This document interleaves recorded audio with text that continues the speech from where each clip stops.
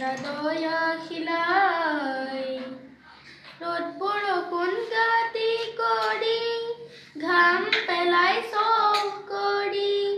তোমাৰ বুকুৰ হুম চপাও আনে নিয়ে কাঢ়ি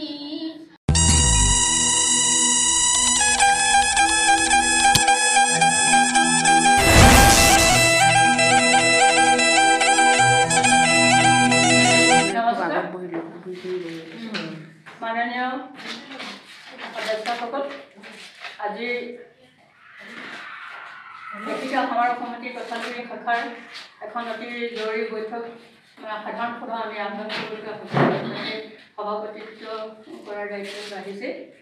আপোনালোকৰ সকলোৰে সহায় সহযোগিতা আৰু যিবিলাক বিষয় ইয়াত আলোচনা হ'ব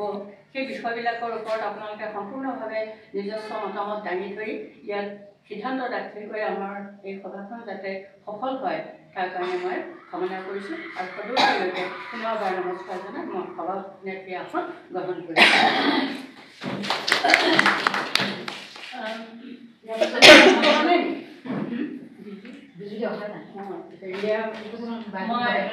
ইয়াতে সভানেত্ৰী বুঢ়া আৰু উপদেষ্টা আমাৰ কৰুণা দত্ত মই আসন গ্ৰহণ কৰিবলৈ অনুৰোধ জনাইছোঁ দাদা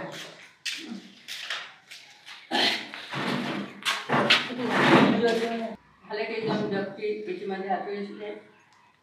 অজ্ঞাতভাৱেও আঁতৰিছে আৰু সদ্যপ্ৰয়াত বিশিষ্ট শিল্পী জয়ন্ত দাসৰ আজি লগতে কালিকৈ মৃত্যুবৰণ কৰিছে গতিকে তেখেতৰ আত্মাৰ সদ্গতিৰ লগতে অজ্ঞাতভাৱে অগা পিছাকৈ যিসকল আমাৰ মাজৰ পৰা হেৰাই গৈছে তেখেত সকলোলৈকে আমি আমাৰ শোকস্তব্ধ পৰিয়ালবৰ্গলৈ সমবেদনা জ্ঞাপন কৰি 1 মিনিট সময় আমি মৌন প্ৰাৰ্থনা কৰিবলৈ ওলাইছোঁ আজি মোৰ দেৰিয়ে হৈ গ'ল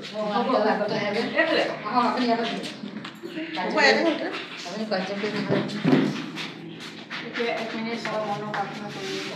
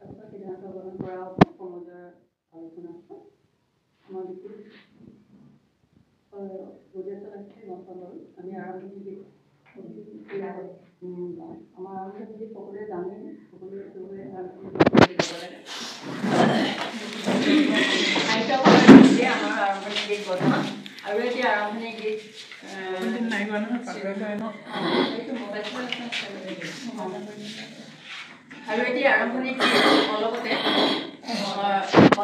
ডক্টৰ অনিল শইকীয়া সকলোৱে জানে মৰাণ কলেজত আছিলে অধ্যক্ষ তেখেতে এটি গীত লিখিছে আৰু সেই গীতটি সুৰেই তেখেতৰ পৰিবাৰে তুলীয়াজান অধিৱেশনত তুলীয়াজানৰ শাখা মহিলা কমিটি যিখন অধিৱেশন হৈ গ'ল জুলাই মাহত তাত গীতটি পৰিৱেশন কৰিছে আৰু আমাৰ সকলোকে সেই গীতটি লৈ গাবলৈ কৈছে কিন্তু সেই গীতটি লৈ গোৱাটো ইমান সহজ নহয় আমাক ট্ৰেইনিং দিব লাগিব তেতিয়াহে আমি পাৰিম তাতে শুনিছিলোঁ আমি তাৰপাছতো আমি জনাও নাই কেনেকৈ গাব লাগিব সুৰ ইমান মনত নাথাকে গীতটো সুন্দৰ আছে কৈছিলে সেইটোকে আপোনালোকে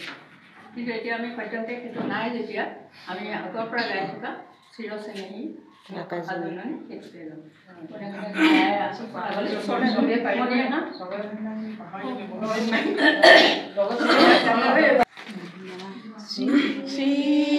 চিৰচেনেহী মোৰ ভাষা জননী চিৰচেনেহী মোৰ ভাষা জননী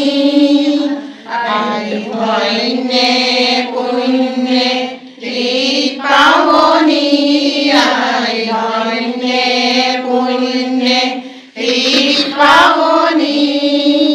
চিৰস্নেহী মোৰ ভাষা জননী চিৰস্নেহী মোৰ ভাষা জননী প্ৰকৃতি পৰশৰসে অমল কমল চৰঞ্চৰি জলে ঢালে পৰিমল প্ৰকৃতি পৰশৰসে অমল কমল চৰঞ্চৰি জলে ঢালে পৰিমল কোমল শোভাৰ কলি ঢৌৱে ঢৌৱে ঢৌৱে তুলি কোমল শোভাৰ কলি ঢৌৱে ঢৌৱে ঢৌৱে তুলি ৰিণিকি কোনে তোলে ৰাগিনী ৰিণিকি কোনে তোলে ৰাগিনী চিৰস্নেহী মোৰ ভাষা জননী চিৰস্নেহী মোৰ ভাষা জননী সংসাৰ গুৰু ভাৱে অৱদান হিয়াত বিলীন হয় হিয়া ভৰা গান সংসাৰ গুৰু ভাৱে অৱদান হিয়াত বিলীন হয় হিয়া ভৰা গান তাৰ নিচুকনি হৰা মুনি ৰাণী ব্যাখ্যা পমা তাৰ নিচুকনি হৰা মুনি ৰাণী ব্যাখ্যা পমা চকুৰে চকুৰ নিৰে লয় জিৰণি চকুতে চকুৰ নিৰে লয় জিৰণি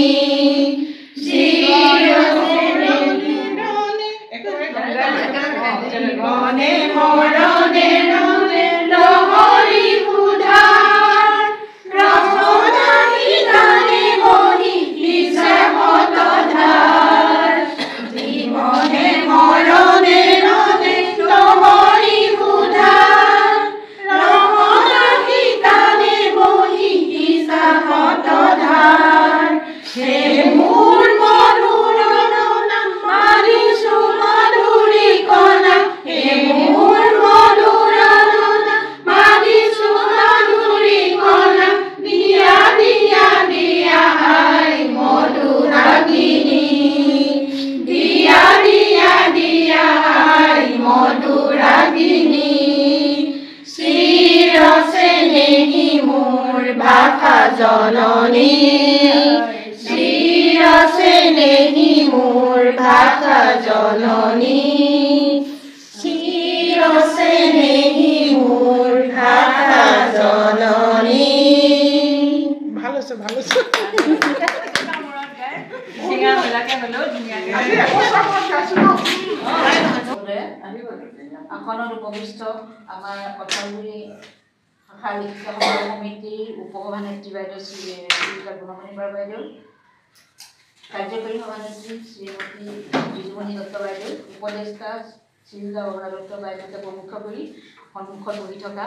সদস্যবৰ্গ বিষয়ববীয়াসকল আমাৰ জিলা সদস্য আছে আপোনাৰ লগত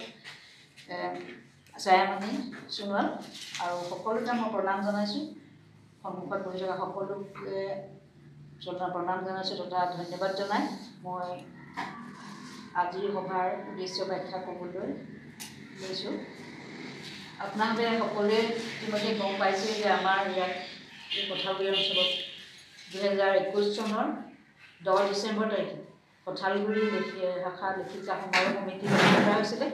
তাতে সভানেত্ৰী হিচাপে আমাৰ শ্ৰীযুত অৰুণা দত্ত বৰা বাইদেউ উপসভানেত্ৰী গুণমণি বৰা বাইদেউ লগতে কাৰ্যকৰী সভানেত্ৰী বিজুমণি দত্ত আৰু সম্পাদিকা হিচাপে ছায়ামণি ভূঞা জিলা সদস্য হিচাপে এনেকুৱাকৈ আমি পত্ৰিকা সম্পাদিকা কল্যাণী গগৈ এনেকুৱাকৈ আমি এখন কমিটি গঠন কৰা হৈছিলে আমাৰ ইয়াতে আৰু এই কমিটিখনে ইতিমধ্যে আমাৰ 2 বছৰ সম্পূৰ্ণ হৈ গৈছে এই 10 ডিচেম্বৰ গতিকে আমি এখন আকৌ পুনৰ এখন নতুনকৈ কমিটি গঠন কৰাৰ উদ্দেশ্যে আৰু লগতে এখনি অধিৱেশন অনুষ্ঠিত কৰাৰ মানসেৰে আপোনালোকৰ পৰা দিহা পৰামৰ্শ বিচাৰি এই সভাখনি অনুষ্ঠিত কৰা হৈছে। আজি সভাৰ উদ্দেশ্য ব্যাখ্যা সকলে হ'ল আমি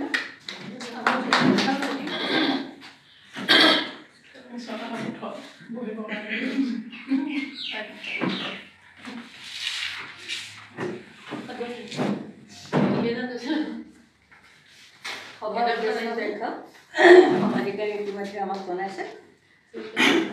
উদ্দেশ্য ব্যাখ্যা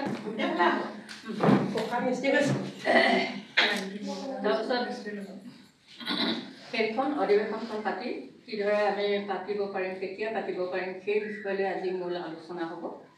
আৰু দ্বিতীয়তে অহা মাৰ্চ মাহত জিলাৰ লেখিকা সমাৰোহ সমিতিৰ জিলা শাখাই মধ্যকালীন অধিৱেশন এখন পাতিব আৰু এই মধ্যকালীন অধিৱেশনখনি হ'ব দুলীয়াজনৰ যিটো জোনাকী শাখা আছে তাত দুলীয়াজনৰ দুখন শাখা আছে।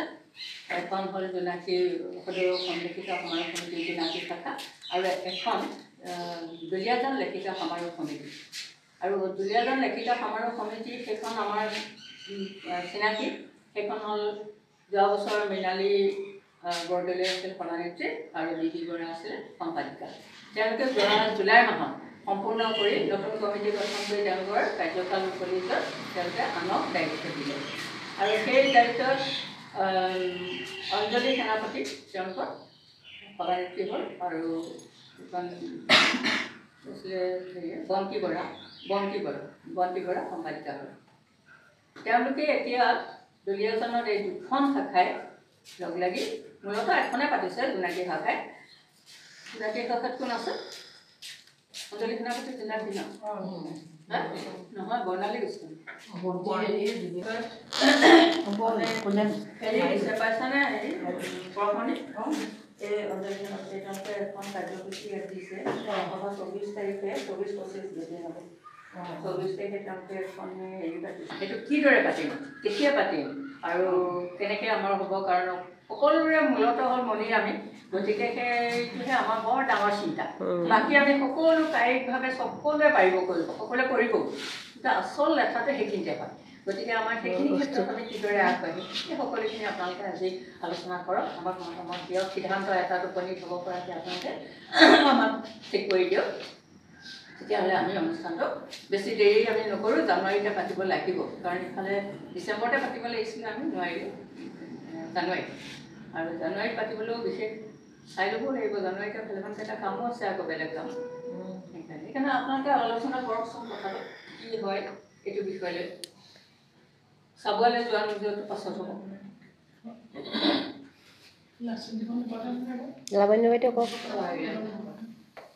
আপোনালোকে আলোচনা মৰ্মে এটা সিদ্ধান্ত কৰিব লাগে যে আমি অধিৱেশন প্ৰথম কথা হ'ল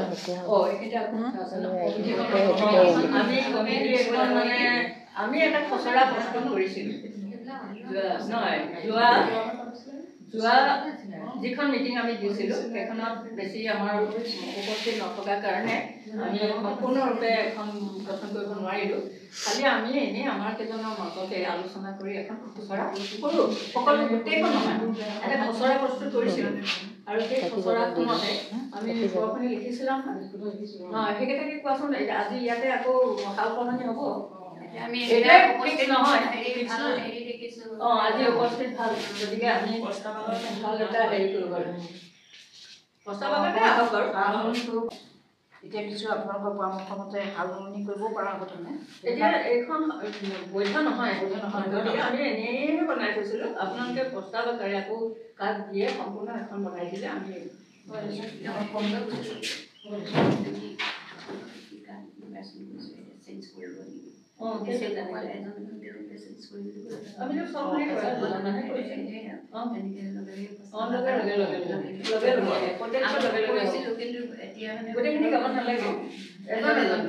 এজনক সভাপতি আমি তাত নিৰ্বাচন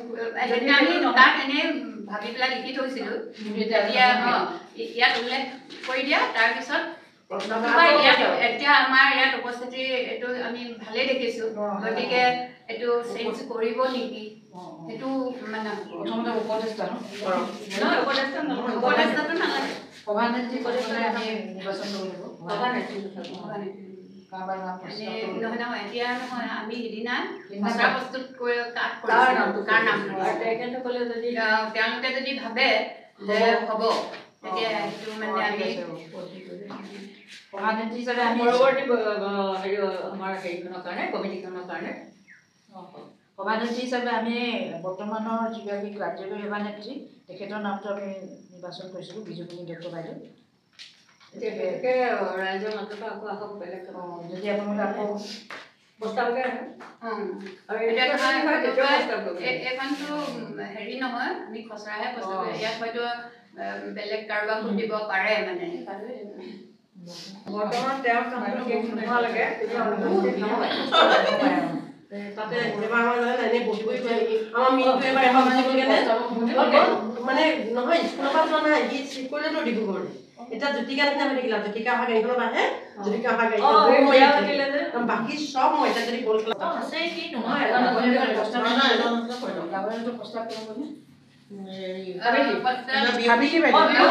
বিউটি ডক্টৰ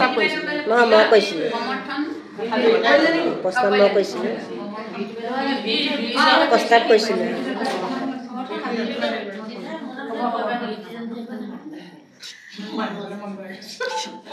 এতিয়া আজৰি মানুহ লাগে এইবিলাকত আজৰি মানুহ আকৌ ন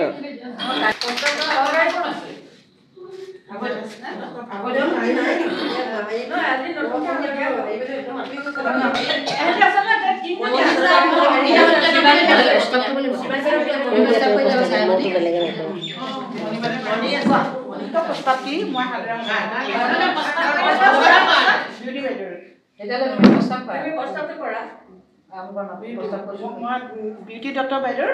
প্ৰস্তাৱটো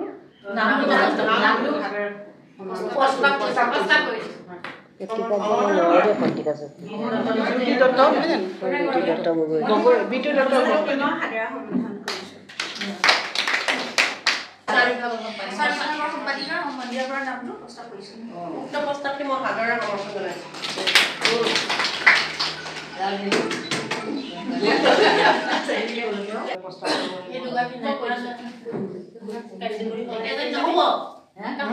হ'ব কৈ দিয়া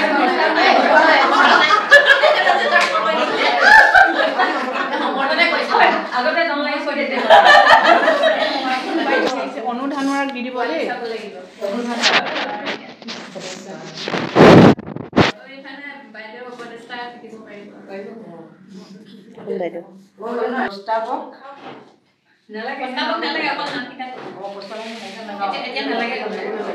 উপসভানেত্ৰী সাবিত্ৰী বৰুৱা নহয় এতিয়া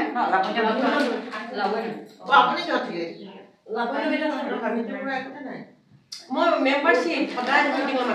গোটেইখিনিয়ে কথা কৈ যিমান কাৰ্যকৰী সভানেত্ৰী ৰীণা দত্ত এইখন কাৰ্যকৰী সম্পাদিকা অৰ্পণা বৰুৱা সহ সম্পাদিকা ছায়ামণি সোণোৱাল পত্ৰিকা সম্পাদিকা বিউটি দত্ত সাংস্কৃতিক সহ সম্পাদিকা কল্যাণী গগৈ আৰু ৰেখা বৰুৱা আৰু কল্যাণী গগৈ সম্পাদিকা সাংস্কৃতিক সম্পাদিকা হ'ব শিখা বৰুৱা আৰু সহ সম্পাদিকা হ'ব কল্যাণী গগৈ কোষাধ্যক্ষা হ'ব সংগীতা শইকীয়া আৰু প্ৰচাৰ সম্পাদিকা মন্দিৰা বৰা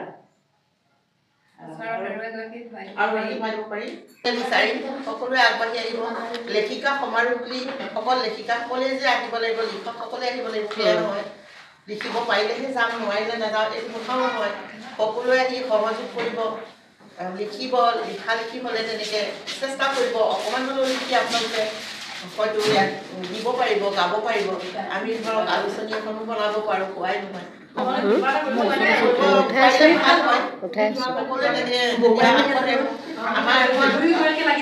লেখিকা সমাৰোহ আছে বুলি তাকে ভাবিছোঁ এনেধৰণে আগবাঢ়িলে ভাল হয় সকলোৰে প্ৰচাৰো হয় আৰু ইমান কাম বন তেনেকৈ এইবোৰ ৰাইজৰ কামো মই কৰিও পোৱা নাই শিকাব আপোনালোকে মই খানা তৈয়াকৈ পাইছোঁ কথা ক'বলৈ নাজানো যে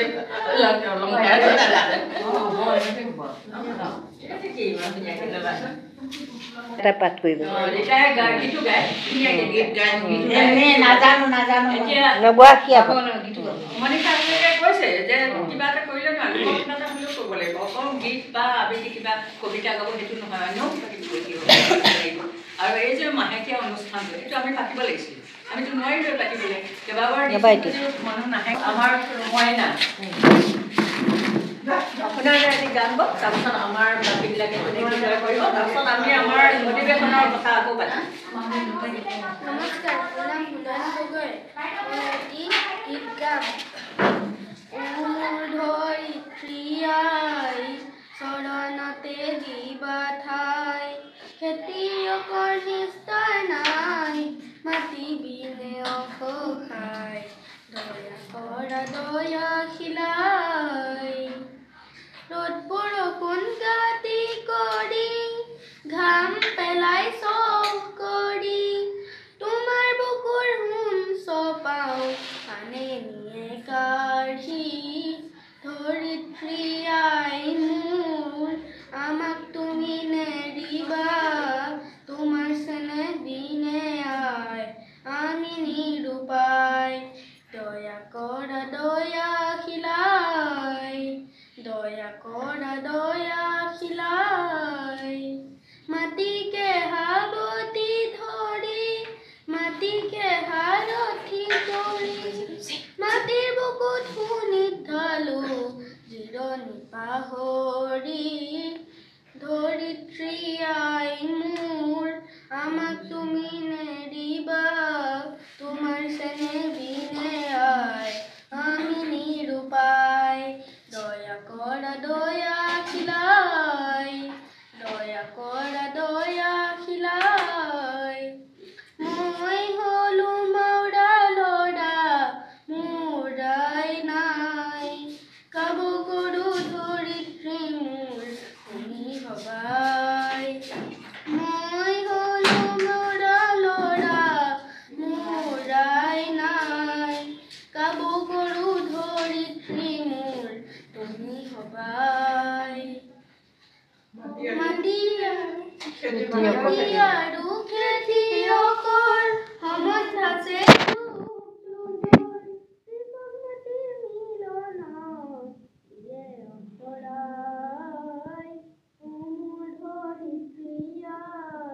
চৰণতে দিবা ঠাই খেতিয়কৰ নিস্তাৰ নাই মাটি বিনে অসহায় দয়া কৰা দয়াশীলাই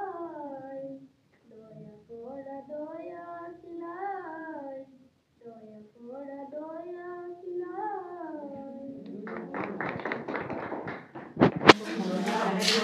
নগোৱা কবিতা কেতিয়াবা লিখো আবৃত্তি কৰি পোৱা নাই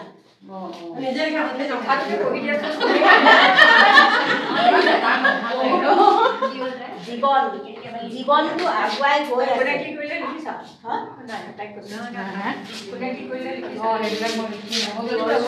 গাই যোৱা তুমি জীৱনটো আগুৱাই গৈ আছে আছো বুলি মাজে মাজে কুমুকি মাৰি আপোনালোকৰ খবৰ ল'ব ৰঙীল কথাবোৰ সময় সাপেক্ষে সময় গ'লে ভাল নলগাবোৰ সলনি হ'বলৈ ধৰে সময়ক জোৰ দি ক'ব পৰাখিনি সদমে কৰিব পৰাখিনি সময়ে কাঢ়ি লৈ যায় জীৱনৰ মাদকতা ভৰা সময়বোৰ কাৰোবাৰ হাতত নধৰাকৈ পঢ়া খোজ এদিন থমকি ৰয় গতিকে থমকি ৰয় খাতিৰ কৰিবলৈ জীৱনটো আগুৱাই গৈ আছে প্ৰয়োজন গতিকে কাৰোবাৰ বাবে কিবা কৰিছোঁ কিবা সম্পৰ্কৰ খাতিৰতহে কোনো যেন কাৰো কাৰণে ৰৈ নাথাকে জীৱনৰ বাটত মাথো দুদিনৰ লগহে তাৰ মাজে মাজে মোৰ নিস্তব্ধবোৰ জীৱনৰ মাদকতা ভৰা এই সময়বোৰ সময় সুন্দৰ অনুভৱবোৰ ভাল লাগে প্ৰতিটো কথাই ভাল লগাবলৈ চেষ্টা কৰোঁতে মনবোৰ দেখোন ৰঙিল হৈয়ে থাকে অহৰ্নিশে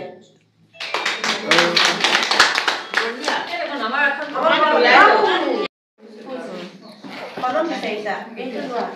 মই মোৰ বেগৰ পৰা লাইটৰ মেটাৰ কলমটো উলিয়াই তাৰ হাতত দিলোঁ অলপো শংকাবোধ নকৰাকৈ কোনো ধন্যবাদসূচক মন্তব্য নজনাকৈ মোৰ হাতৰ পৰা থাপ মাৰি নি হাতত লৈ আঁঠুৰ ওপৰতে লিখিব নোৱাৰিলে তেতিয়া সি মোৰ ফালে এবাৰ চাই মই হাতত লৈ থকা অকণমানি গাড়ীখন দেখি আকাৰে ইংগিতে দিব পাৰিম নেকি সুধিলত মই অলপ সময় খৰচ নকৰাকৈ তাৰ হাতত দি দিলোঁ ফৰ্মখন ভৰ্তি কৰি সি নাৰ্ছৰ হাতত দি মোৰ কলম আৰু গাড়ীখন ঘূৰাই দিলে তাৰ মোমায়েকৰ জীয়েক শিৱসাগৰৰ পৰা আহিছে পেহীয়েকৰ খবৰ ল'বলৈ পেহীয়েকৰ হঠাৎ গা বেয়া খবৰ ইমানেই বেয়া যে ICUত ভৰ্তি কৰাৰ লগে লগে কেইটামান পৰীক্ষা কৰাৰ পিছতে ডাক্তৰে 3 ইউনিট টেষ্ট দিব লাগিব বুলি ক'লে সি তাৰ ঘৰৰ সকলোকে ফোন কৰি জনোৱাৰ লগে লগে বহুত মানুহ ভোট খালে কিন্তু টেষ্ট দিবৰ বাবে নহয় মাত্ৰ ফৰ্মেলিটিজ পূৰ কৰিবৰ বাবেহে মোমায়েকৰ জীয়েকে ক'লে ভাইটি তই চিন্তা কৰিব নালাগে প্ৰথম ইউনিট টেষ্ট ময়ে দিম টেষ্ট দিবৰ বাবে দুই গৈ যেতিয়া MCHত বাইকৰ তেজৰ পৰীক্ষা কৰালে তেতিয়াহে ওলাল যে বাইকৰ তেজত হিমগ্ল'বিনৰ পৰিমাণ আনক দিব পৰা অৱস্থাত নাই দুই পুনৰ ঘূৰি আহিল ইফালে নাৰ্ছে বাৰে বাৰে সুধি আছেহি টেষ্ট যোগাৰ কৰিব পাৰিছনে নাই পোৱা টেষ্ট কোনোবা এজনে অলপ আগবাঢ়ি আহি ক'লে দাদা লাগে যদি মই ডনাৰৰ ফোন নম্বৰ আপোনাৰ হাতত দিব পাৰোঁ সি ফোন নম্বৰ লৈ লগে লগে ডায়েল কৰিলে সিফালৰ পৰা সুধিলে কিমান ইউনিট লাগিব এটা 3000কৈ লাগিব হ'ব মই গৈ আছোঁ আপুনি এতিয়া ক'ত আছে আমি MCHৰ ব্লাড বেংকতে আছোঁ ইয়ালৈ সি ফোন কৰিলে হ'ব সি লগে লগে নিৰ্দিষ্ট ঠাইলৈ গৈ অলপ সময়ৰ পাছতে নাৰ্ছৰ হাতত এটা ইউনিট ব্লাড জমা দি অলপ সকাহ পালে ৱেইটিং হলত বহুত মানুহ মই বহি থকা চফাখনৰ সন্মুখতে 2-চিটাৰ চফাখনত বহি পানী বটলটোৰ হাতখন খুলি প্ৰায় আধামান পানী একে উশাহতে খাই মোৰ ফালে চালে ময়ো তাৰ ফালে চাই আছোঁ দেখাত পাই প্ৰায় 25 বছৰীয়া এটা ধুনীয়া মৰম লগা ল'ৰা মই সুধিলোঁ পেচেণ্টজন কি হয় তোমাৰ সি উত্তৰ দিলে মা হয় মোৰ মই আকৌ সুধিলোঁ ঘৰত আৰু কোন কোন আছে তোমাৰ ঘৰত মা আৰু মইহে থাকোঁ অলপ সময় লৈ সি মোৰ ফালে চালে আৰু তাৰ মাকৰ কথাবোৰ মোৰ আগত কৈ যাব ধৰিলে আমাৰ ঘৰ শিৱসাগৰত মা দেউতা আৰু মই দেউতা ব্যৱসায়ী আৰু মায়ে চাকৰি কৰে কিবা কাৰণত দুয়ো কাজিয়া কৰে আৰু কথাটো একেবাৰে ক'ত পালেগৈ দুই দুভাগ হ'ল মাৰ ভাগত পৰিলোঁ মই আৰু দেউতাৰ ভাগত পৰি দুই একেলগে হৈ যোৱা ঘৰ দুৱাৰ সকলো মায়ে চাকৰি ট্ৰেন্সফাৰ হৈ একেবাৰে অৰুণাচল পালেগৈ আৰু মোক পঢ়িবৰ বাবে দিল্লীলৈ পঠিয়াই দিলে তিনিওজন তিনি ঠাইত কোনো সুখী নহয় কোনো দুখী নহয় মোৰ পঢ়া শেষ হোৱাৰ লগে লগে তাতে প্ৰাইভেট জব এটা যোগাৰ কৰি লৈছিলোঁহে মায়ে ফোনত ক'লে বাবা মোৰ গা একেবাৰে বেয়া তুমি যিমান পাৰা সোনকালে মোৰ ওচৰলৈ গুচি আহা প্ৰাইভেট জব ছুটিৰ প্ৰশ্নই নাহে দীঘলীয়া ছুটি মানে কামৰ পৰাই ছুটি আহিবৰ মন নাছিল যদিও পিছদিনাই গুচি আহিলোঁ ঘৰ পাই দেখিলোঁ মা ওচৰতে হস্পিটেলৰ বিচনাত এগৰাকী নাৰ্ছে চেলাইন লগাই আছে মোক দেখাৰ লগে লগে মাৰ সৰসৰকৈ চকু পানী ওলাবলৈ ধৰিলে মই মাৰ হাত এখনত ধৰি ক'লোঁ মা মই তোমাৰ একো হ'বলৈ নিদিওঁ মই আজিয়ে তোমাক ডিব্ৰুগড়লৈ লৈ যাম এতিয়া মই আপোনাৰ কাষত নাজানো মাক মই কোৱা কথাষাৰ কিমান সত্য এইখিনিকে কৈ সি ৱাছৰুমৰ ফালে উঠি গ'ল ধন্যবাদ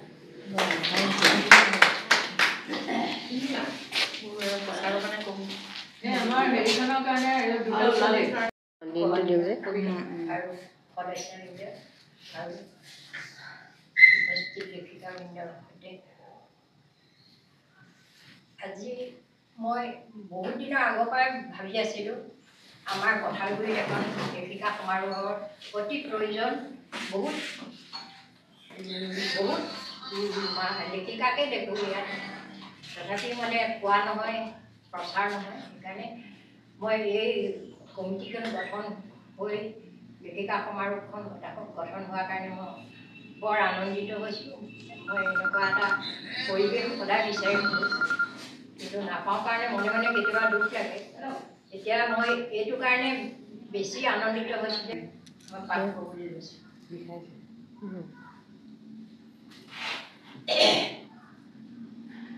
নাৰী হৃদয় কবিতাৰ মনৰ মাজত এখন ছোট শ্ৰেণী নদী বৈ যায় নীলমণি অনুভূতিৰ এটি পক্ষী গোপনে ধৰিছা ৰাখি হৃদয় তন্ত্ৰীত বাজে নীৰৱ ৰাগি এৰি দিয়া উৰি যাওক সুদূৰ প্ৰসাৰী বান কৰক ৰৌদ্ৰ জল আৰু মুক্ত বতাহ কলিজাত উঠা নমা কৰে নীৰৱে নিঃশব্দে অনুভূতিৰ বুৰবুৰণি দেহৰ অন্তৰ সন্ধে থৌকি বাথৌ কৰে কততে সপোন কতঢৌ আহে আৰু যায় প্ৰহৰে প্ৰহৰে মাৰ যায় নীৰৱে তুমি মই আৰু আমি আমিতো একেখন নাৱৰে যাত্ৰী আহা আমি স্পৰ্শ কৰি চাওঁ বুকুৰ জনজননী কাঁইটীয়া গোলাপৰ সুৰভি লীলাই যাওঁ সুকুমৰ দুবৰিৰ পাতে পাতে আৰু এটা আছে যে গাই এইটো মনত পৰেনে সখী কোনবাটে আহিছিলা তুমি কোনবাটে আহিছিলোঁ মই ভেটাভেটি হৈছিলোঁ দিহিঙৰ এঢলীয়া পৰা মনত পৰেনে সখী জোনাকী পৰুৱাৰ সতে খেলি থকা জোনবাইটো দুহাতত লৈ ভগাই যে লৈছিলোঁ আমি কোমল অনুভূতিবোৰ মনত পৰেনে সখী শেষৰ হোৱা গলিবোৰ গছকি গছকি জীৱনৰ সংঘাতৰ বাৰে বাৰে বিচাৰি যে ফুৰিছিলোঁ কুহুমীয়া অলপ উত্তাপ মনত জানো নপৰে তোমাৰ দিহিঙৰ এৰাকুটিত এৰি অহা সোঁৱৰণিবোৰ ববচা বনত লাগি থকা সুৰীয়া গানবোৰ আজিও ৰিণি ৰিণি শুনো অলিৰ গুণ গুণ সুৰীয়া মাতত পোৱা নোপোৱাৰ দুমোজাত হেৰাই যায় এই সোঁৱৰণি সাক্ষী ৰয় মাথো আকাশ বতাহ আৰু ধুনীয়া আৰু গাঁও আৰু এটা লিখি আনিছোঁ নৱবৰ্ষ আঙুলিৰ ফাকেৰে সৰি পৰে প্ৰতিটো প্ৰহৰ কোলাহলতে হেৰাই যায় নিস্তব্ধ নিশাৰ মৌনতা আলি কেঁকুৰিত ৰৈ যায় নিশাৰ উচুকনি এইদৰে পাৰ হয় সহস্ৰ প্ৰহৰ ইতিহাসৰ বুকুত ক্ষুদিত হয় এটি এটি ক্ষণ কুঁৱলীৰ আচল সহায় পূব আকাশত তেজগুৰা বিলি এটি নতুন প্ৰভাতে গৰ্ভপাত কৰে এটি বেসুৰা ভিতৰ কৰি শিহৰণত উতলি উঠে ধমনীৰ ৰক্ত প্ৰবাহ গলিয়ে গলিয়ে এনেকৈয়ে হেৰাই যায় সময় সেমেকি উঠে বায়ুমণ্ডল লাহে লাহে সময়ৰ গতিময়তাত লগ পোৱা কতজন আঁতৰি যায় গোপনে সংগোপনে পৰি পৰে সময়ৰ জুমুঠিত বান্ধ খাই থকা ভৱিষ্যতৰ সুখত আশাৰ কাজলিত ভৰি পৰে নতুনত্বৰ ভৰা ৰঙীন সপোন নতুনক জনাও চাগন এইকেইটাই ধুনীয়া কবিতা লিখে ভাল লাগে অলপ কৈ দিম বহুত ধুনীয়া লিখে দেই জোনাকে ৰাতি মোৰ গাঁও ফুলিছে চম্পা জ্যোতি উৰুষা অজাত আয়ে মোৰ জ্বলাইছে এগছি চাকি জ্বলাইছে এগছি চাকি জোনাকে ৰাতি মোৰ গাঁৱত ফুলিছে চম্পা জ্যোতি উৰুষা অজাত আয়ে মোৰ জ্বলাইছে এগছি চাকি জ্বলাইছে এগছি চাকি ডবা কাহিঁচুত ৰজন জনাই হৰি নামে যুত ৰজন জনাই ডবা কাহিঁচুত ৰজন জনাই হৰি নামে যুত ৰজন জনাই এইখনি মোৰ মৰমী গাঁও এইখনি মোৰ চেনেহী গাঁও এতিয়া উৰুষা অজাত আয়ে মোৰ জ্বলাইছে এগছি চাকি জ্বলাইছে এগছি চাকি জোনাকে ৰাতি মোৰ গাঁৱত ফুলিছে চম্পা জ্যোতি উৰুষা অজাত আয়ে মোৰ জ্বলাইছে এগছি চাকি জ্বলাইছে এগছি চাকি জ্বলাইছে এগছি চাকি জ্বলাইছে এগছি চাকি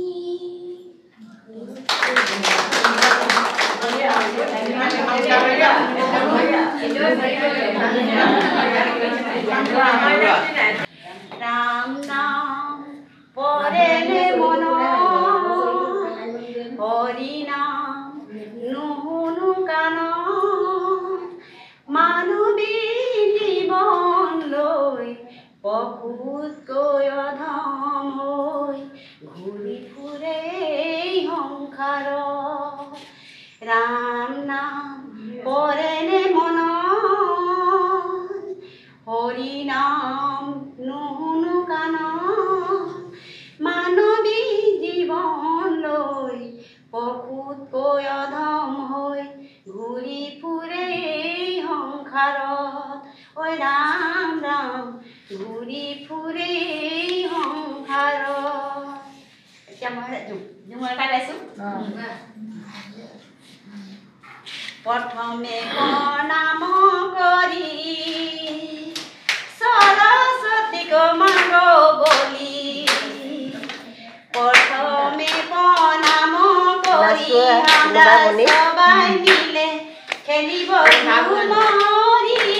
রাজকে প্রণাম করি আমরা সবাই মিলে খেলিব ঝুমুরি রাজকে প্রণাম করি আয়ে বিয়ে পড়লি জাতিকে নাই সচলি আয়ে বিয়ে পড়লি জাতিকে নাই সচলি সুট বুট পিন্ধে দাদা গুরলি আপন জাতির মানে রালি পিন্ধে দাদা গুরলি আপন জাতির মানে রালি পিন্ধে দাদা আপন জাতির মানে রালি